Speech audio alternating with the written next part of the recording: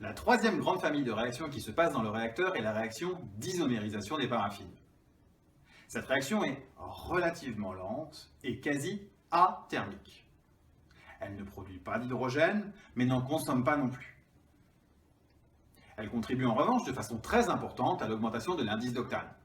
Par exemple, la réaction d'isomérisation de N-heptane en 2,2-diméthylpentane contribue à augmenter le RON de 0 à 92, soit plus 92 points. Pour ce qui est du volume, c'est un effet inverse par rapport aux deux réactions d'avant. En effet, l'isomérisation du N-heptane en 2,2-diméthylpentane fait réduire la densité de 9%. La transformation d'un kilogramme de N-heptane en 1 kg de 2,2-diméthylpentane fait augmenter le volume de 9% par effet densité. Pas d'effet de changement de masse ici, puisque la réaction ne produit pas d'hydrogène.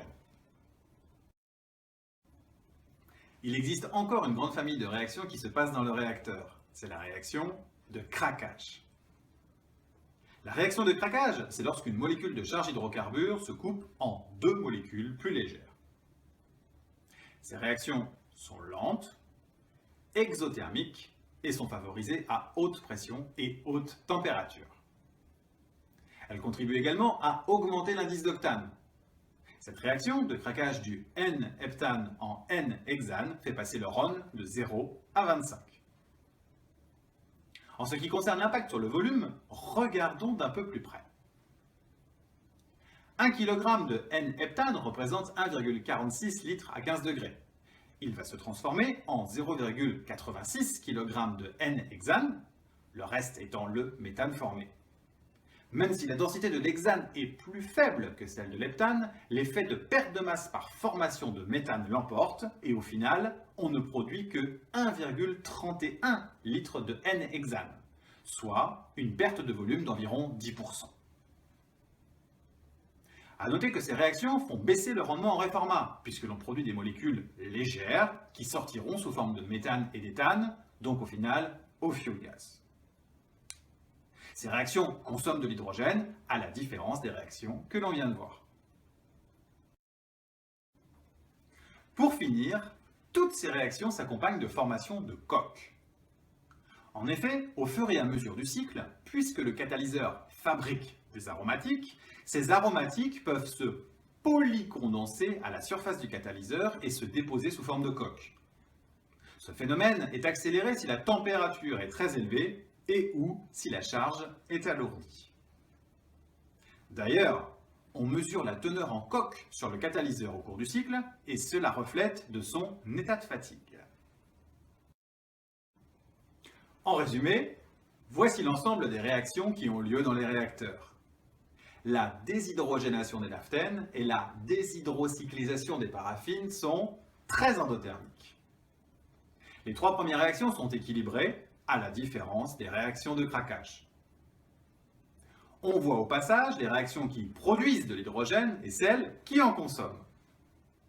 Heureusement, au final, le bilan est nettement en faveur de la production d'hydrogène. Une valeur typique de production d'hydrogène est d'environ 1,5 à 2,5% en poids de la charge. C'est-à-dire qu'un réformeur de 100 tonneurs produira environ 2 tonneurs d'hydrogène pur.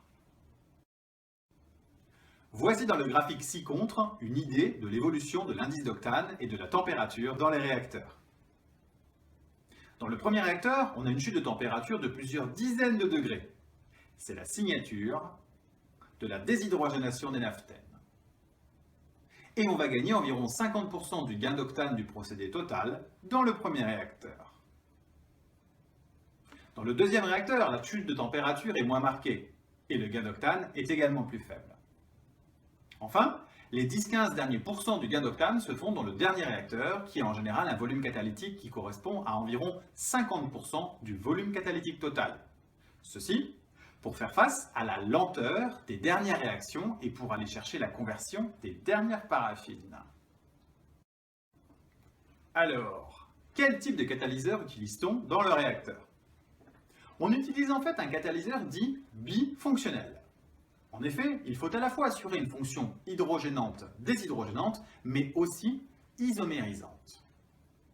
La fonction hydrogénante-déshydrogénante est assurée par un métal et la fonction isomérisante est quant à elle assurée par un groupement acide.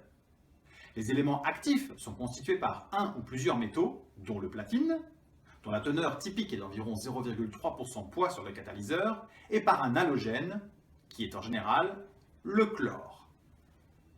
Le catalyseur est présent sous forme d'extrudés, c'est-à-dire des petits bâtonnets de 1 à 2 mm. Pour maintenir l'activité catalytique, il faut injecter en permanence du chlore dans la charge pour assurer la fonction acide du catalyseur et l'optimum d'acidité est obtenu lorsque la teneur en eau dans le gaz de recycle est entre 15 et 25 ppm. C'est la raison pour laquelle on injecte de l'eau dans la charge en continu pour maintenir cette acidité dite optimale. Une fois le naphtha converti et que l'on a refroidi les fluides du réacteur dans un ou plusieurs échangeurs, puis dans un aéroréfrigérant final, on sépare le gaz riche en hydrogène du liquide converti. Une partie du gaz est recyclée vers la charge fraîche à l'aide d'un compresseur de recycle. On recontacte en général le gaz riche en hydrogène et le réformat liquide pour récupérer les GPL et avoir un gaz hydrogéné plus pur en hydrogène. Puis, la charge convertie, qui contient toujours un peu de GPL, est ensuite envoyée dans un débutaniseur. Cette colonne a pour fonction de séparer ce que l'on appelle le réformat total des GPL.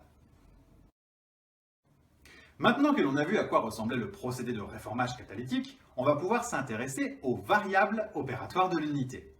Rendez-vous dans la troisième et dernière vidéo. Merci beaucoup pour votre attention et à très bientôt.